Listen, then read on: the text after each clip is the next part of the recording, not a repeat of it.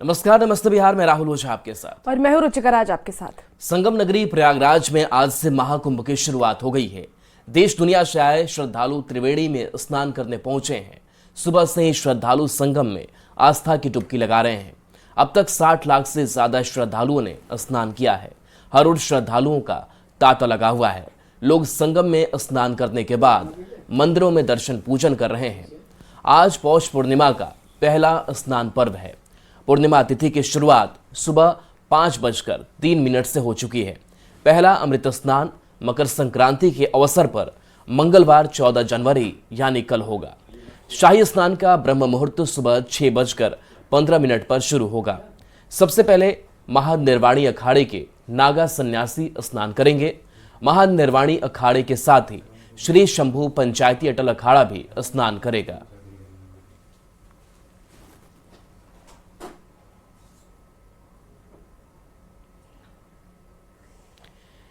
तो ये तस्वीर आपको दिखा रहे हैं, जहां देखिए ये महाकुंभ और आस्था की डुबकी लगाई जा रही है। भव्य तस्वीर निकल करके सामने आई है।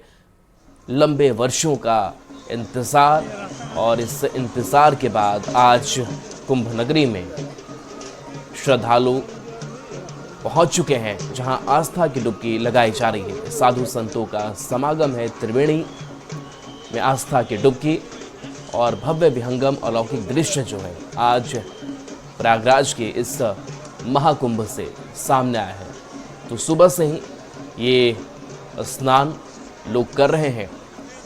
इंतजार काफ़ी लंबा होता है कि ऐसा संयोग बने, महाकुंभ लगे और उसके बाद स्नान करते हैं। नागा साधुओं की अगर बात करें तो उनकी भी अलग चहल पहल है। और देखिए लोग कितने उत्साहित हैं, गाचे बाजे नृत्य के साथ आस्था की डुबकी लोग लगाते हुए नजर आ रहे हैं। तो एक महाकुंभ जो अपने आप में द्वितीय है, उसकी आज छठा देखने को मिल रही है। तो आज से इस महाकुंभ की शुरुआत दिव्य स्नान, शाही स्नान, कल्पवास और इसके साथ साथ बता दें कि विदेशों से भी कई जो वीवीआईपीज हैं वो भी यहाँ पर पहुँचे हुए हैं। उनके लिए टेंट व्यवस्था है और ये लोग अपने अपने तौर तरीके से इस शाही स्नान का हिस्सा बनेंगे।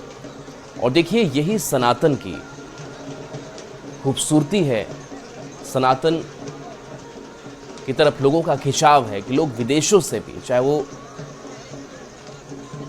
किसी और पंथ को मानते हो, धर्म को मानते हो, वो भी पहुंचते हैं यहाँ पर और इस हिंदू आस्था से उनका जुड़ाव दिखता है। देखिए शहर जगमग है। महाकुंभ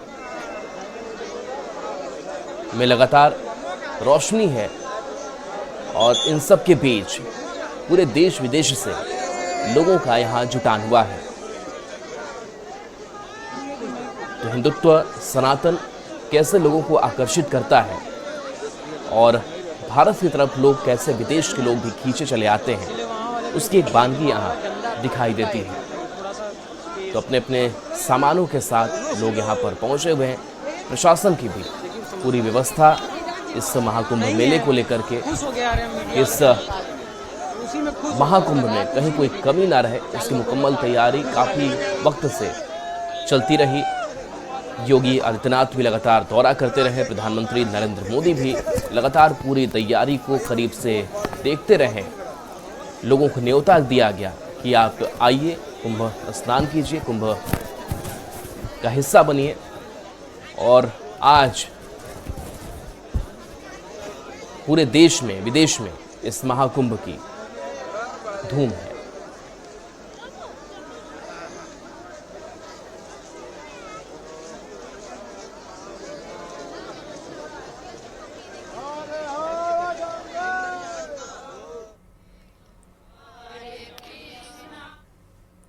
महाकुंभ को लेकर मुजफ्फरपुर जंक्शन से भी स्पेशल ट्रेनें 15 जनवरी को रवाना होंगी। मुजफ्फरपुर से प्रत्येक सप्ताह एक स्पेशल ट्रेन खुलेंगी। गाड़ी संख्या 05267 को स्पेशल कुंभ मेला के लिए सजाया गया है, जो कि मुजफ्फरपुर से मोतिहारी नरकटियागंज होते हुए झूसी तक जाएगी। और इससे पहले भी 8 जनवरी को एक कुंभ स्पेशल ट्रेन चलाया गया था। इसमें 500 श्रद्धालुओं को लेकर प्रयागराज के लिए ये ट्रेन जा चुकी थी। अब अगली ट्रेन 15 जनवरी को खुलेगी। तो कुंभ की तैयारी, अब महाकुंभ की तैयारी जोरों से चल रही है। ट्रेनों की भी व्यवस्था की गई है ताकि आने जाने वाले यात्रियों को दिक्कत ना हो, परेशानी ना हो, और इसके लिए स्पेशल ट्रेनें चलाई गई हैं। आपको बता दें कि इसके पहले 8 जनवरी को स्पेशल ट्रेन चलाई गई थी, जिसमें कि 500 श्रद्धालु सवार होकर के प्रयागराज पहुंचे थे। और अब जो स्पेशल ट्रेन चलाई जाएंगी उसकी भी जानकारी दे दी गई है। 15 जनवरी को ये स्पेशल ट्रेन चलेंगी।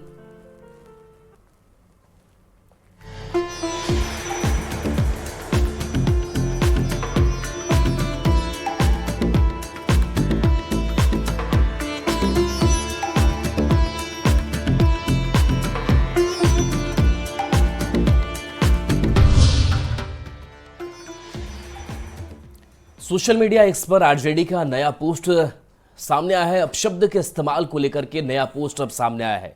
बीजेपी के लिए लिखे गए अपशब्द पर सफाई दे गई है। अपशब्द पर आरजेडी की सफाई सामने आई है।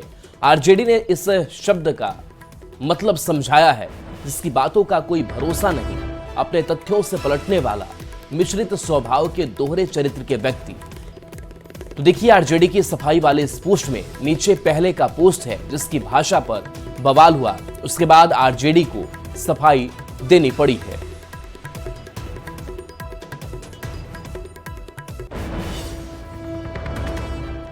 तो देखिए इस पर आरजेडी का यह नया पोस्ट जो है वो सामने आया है और इस पोस्ट के जरिए बताया गया है कि हम कहना क्या चाहते थे, लेकिन सवाल अभी भी बना हुआ है और वो पोस्ट ना अब तक डिलीट किया गया है, ना उसे हटाया गया है और उस पोस्ट पर बाकायदा सफाई आ चुकी है। सवाल उस शब्द पर उठे जिस शब्द का इस्तेमाल आरजेडी की तरफ से किया गया था। तो आरजेडी ने बीजेपी के खिलाफ अपशब्द वाले अपने पोस्ट पर सफाई दे दी है, लेकिन आरजेडी के पोस्ट में इस्तेमाल भाषा पर कैसे भूचाल मचा, इस रिपोर्ट के जरिए देखिए।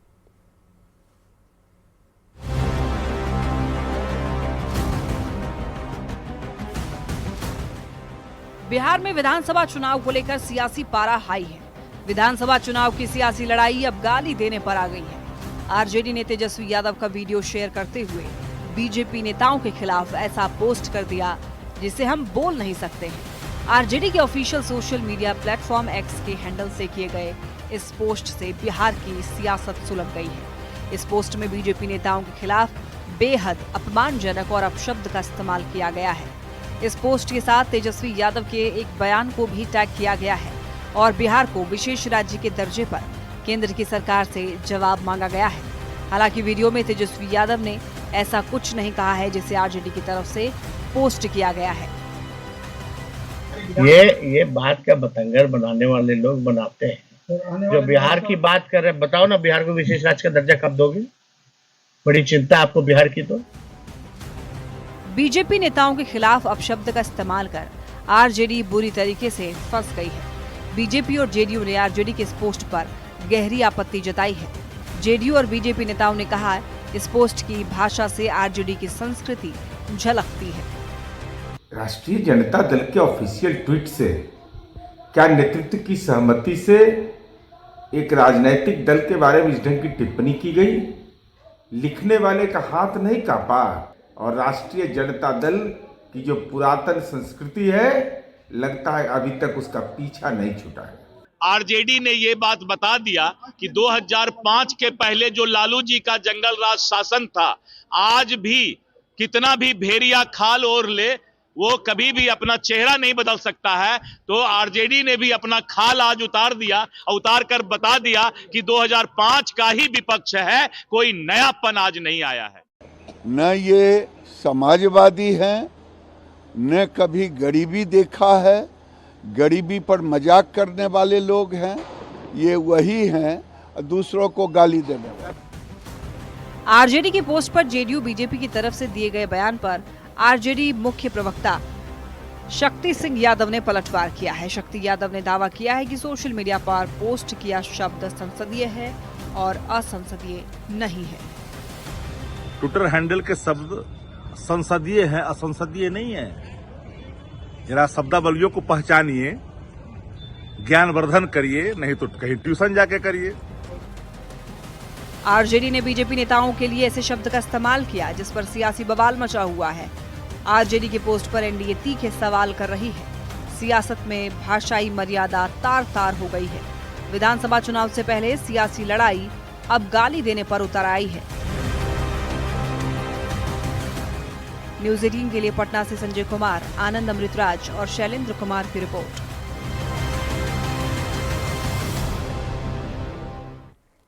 जनसुराज के संस्थापक प्रशांत किशोर की प्लानिंग पर पटना पुलिस प्रशासन ने पानी फेर दिया। 11 दिन से आमरण अनशन कर रहे पीके मरीन ड्राइव के पास टेंट में अनशन जारी रखना चाहते थे, पर पटना पुलिस ने चयनित स्थल को खतरनाक बताते हुए टेंट को हटवा दिया। ये रिपोर्ट देखिए।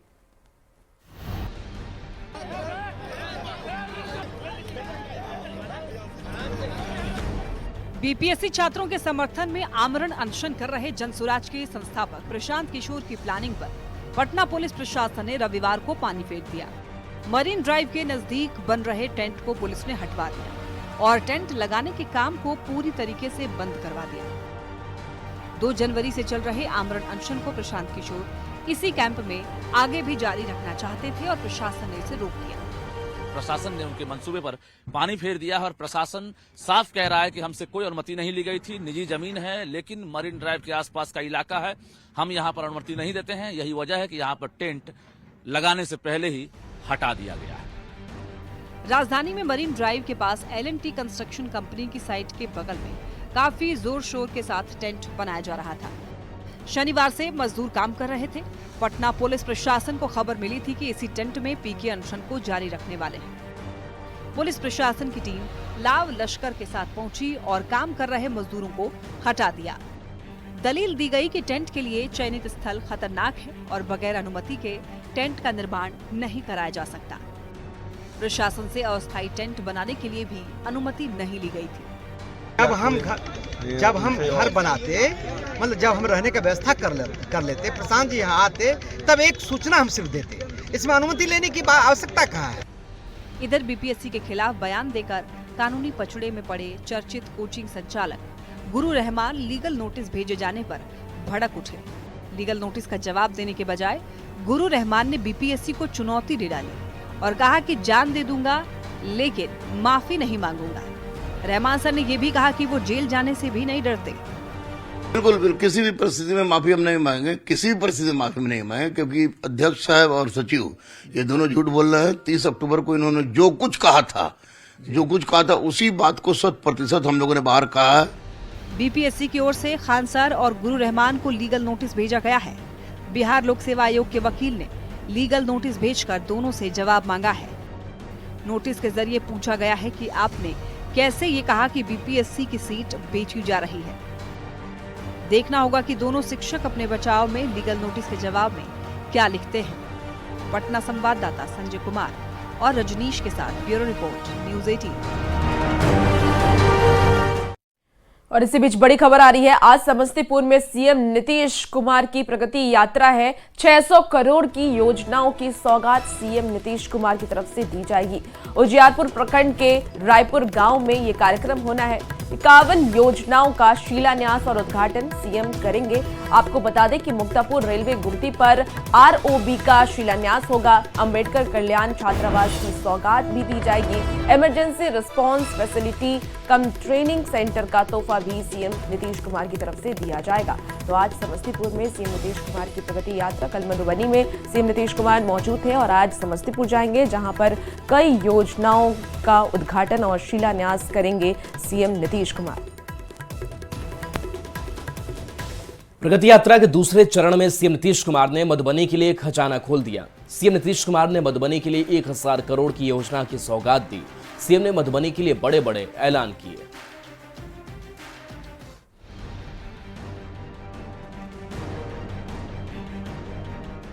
प्रगति यात्रा के दूसरे चरण के आखिरी दिन सीएम नीतीश कुमार ने मधुबनी में सौगातों की बारिश कर दी।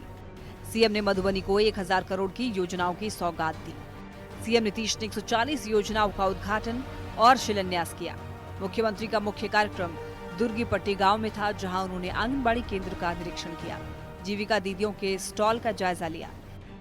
इसके बाद नीतीश कुमार झंझारपुर में सुगरवे नदी तट पर बने रिवर फ्रंट का उद्घाटन किया और कई योजनाओं का तोहफा दिया। अधिकारियों को साथ रखते हैं वो देखने के लिए ये सब जो काम कर रही है ठीक है, उसको और कोई मदद मिलनी चाहिए, ये करते हैं। जब मैंने कहा मुख्यमंत्री जब जाते हैं, जनता ने आशीर्वाद दिया है ना, मुख्यमंत्री बना है, उनके लिए काम करना, तो इसमें प्रगति नहीं तो उनको तो वही दिखाई पड़ेगा, क्योंकि वो बिहार को दुर्गति तो किए थे। प्रगति से कोई मतलब था इस शब्द से क्या? प्रगति यात्रा का तो मकसद ही है कि पिछले 18-19 वर्षों में जो प्रगति हुई है, जो कुछ बचा हुआ है उसको कर डालना। सीएम नीतीश कुमार प्रगति यात्रा के दौरान मधुबनी के लिए बड़े बड़े ऐलान किए। सीएम के निर्देश के मुताबिक कमला नदी से मरने कमला पुरानी कमला जीवच नदी की इंटरलिंकिंग होगी। बिदेश्वर स्थान उप शाखा नहर एवं उग्रनाथ शाखा नहर का विस्तारीकरण होगा। मिथिला हाट का भी विस्तारीकरण किया जाएगा। मधुबनी में अंतर्राज्यीय बस अड्डे का निर्माण कराया जाएगा। जयनगर शहीद चौक के पास आरओबी का निर्माण कराया जाएगा।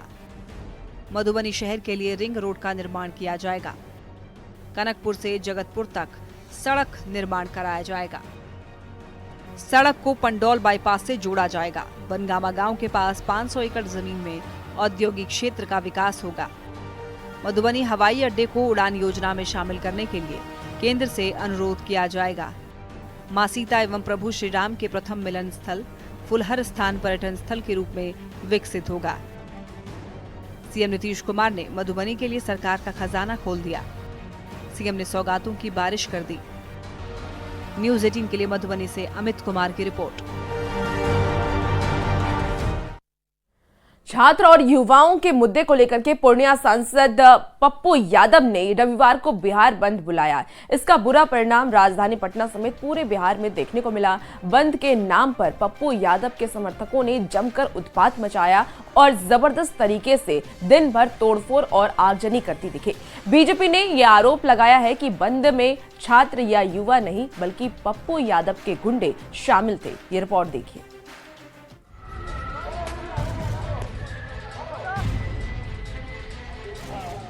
दुकान और शोरूम में तोड़फोड़, दुकानदारों पर लाठी डंडे से हमला, मेट्रो निर्माण में लगी हाईवा क्षतिग्रस्त, खाने पीने की दुकानों का शटर डाउन। ये है पूर्णिया सांसद पप्पू यादव के समर्थक। शिक्षा के नाम पर प्रदर्शन करने सड़क पर उतरे इन लोगों ने शिक्षा के लिए जरूरी किताब की दुकानों को भी नहीं छोड़ा और रविवार को पूरे दिन राजधानी के हर कोने में जमकर उत्पात मचाया। ऐसी कोई सड़क नहीं, ऐसा कोई चौक चौराहा बाकी नहीं रहा जहां पप्पू यादव के समर्थकों ने आम लोगों का रास्ता नहीं रोका। बीच सड़क पर आगजनी की, टायर जलाया और बिहार बंद के नाम पर जमकर गुंडई की। ये हम नहीं, ये तस्वीरें बता रही हैं। भैया पूरे बिहार की जनता सड़क पर है। ये यूथ नहीं दिख रहा आपको? ये छात्र नहीं दिखता है? बीपीएससी 17वीं प्रारंभिक परीक्षा में धांधली को लेकर रविवार को पप्पू यादव ने बिहार बंद बुलाया। बिहार बंद के लिए सड़क पर उतरे पप्पू यादव के कार्यकर्ताओं ने जमकर गुंडागर्दी की। कई दुकानों और शोरूम को निशाना बनाया। कई दुकानदारों ने डर से शटर डाउन कर लिया। जो नहीं माने उनसे पप्पू यादव के कार्यकर्ता भिड़ गए और लाठी डंडे से हमला कर दिया। पटना ही नहीं, बिहार के अलग अलग जिलों से भी उत्पात की ऐसी ही तस्वीरें सामने आई। राम राम सत्य है, राम राम सत्य है, सबका यही गत है। पूरा बिहार की जनता अपने बच्चों के लिए लड़ रही है, चिंतित है और लड़ेगी। पप्पू यादव ने बिहार सरकार पर निशाना साधा। इस पर बीजेपी ने पलटवार किया और कहा कि पप्पू यादव के बिहार बंद में छात्र या युवा नहीं थे, प्रदर्शन में गुंडे शामिल थे। पूरे बिहार की खबर आप ले लीजिए, आप तो पत्रकार मित्र हैं। पूरे बिहार की खबर ले लीजिए, बिहार के नौजवान युवा उनके साथ। बंद के नाम पर सरेआम उत्पात मचाने पर पटना पुलिस ने भी एक्शन लिया है। सांसद पप्पू यादव और उनके समर्थकों पर केस दर्ज किया गया है। 15 उपद्रवियों को हिरासत में भी लिया गया है। देखना होगा कि इस पर सियासत आगे क्या रंग लेती है। पटना संवाददाता रजनीश और संजय कुमार के साथ ब्यूरो रिपोर्ट न्यूज़ 18। पटना में बीजेपी न्यायिक और चुनाव आयोग संपर्क विभाग की ओर से चर्चा का आयोजन किया गया। कार्यक्रम में बिहार बीजेपी अध्यक्ष दिलीप जायसवाल, डिप्टी सीएम विजय सिन्हा और कई मंत्री शामिल हुए। मुख्य अतिथि के तौर पर additional solicitor general ST Sanjay भी मौजूद रहे। इस दौरान बीजेपी नेता ने एक देश एक चुनाव की मांग की।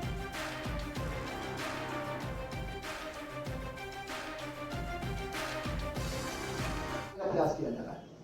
लोगों को लग रहा है कि मैं तो पूछता हूं जो विरोध करने वाले लोग हैं, क्या आपका विरोध का आधार क्या है? क्यों आप इसका विरोध करते हैं? अगर आप पार्टी हैं, आपको लगता है चुनाव में आपके पास क्षमता में हर क्षेत्र में आपके पास वर्कर है, तो एक ही बार में तीनों चुनाव कराइए।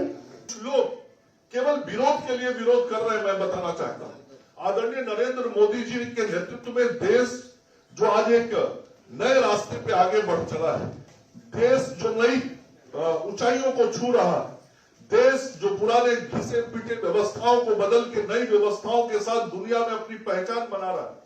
इन लोगों की जमींदारी, इन लोगों की भावना सत्ता तक पहुंचने का मार्ग खत्म होने वाला है, इसलिए ये ढोल बजा रहे हैं। आज वन नेशन वन इलेक्शन पर हम लोगों ने पटना के सभी विद्वान एवं वरिष्ठ अधिवक्ता के साथ एक कार्यक्रम का आयोजन किया और जो 60 से 65 साल तक कांग्रेस के शासन में जिस तरह से इमरजेंसी लगाकर, राष्ट्रपति शासन लगाकर संवैधानिक ढांचा को समाप्त किया गया था, आज देश की जरूरत है कि वन नेशन वन इलेक्शन हो। और फिलहाल रुकते हैं एक छोटे से ब्रेक के लिए, जल्द हाजिर होंगे।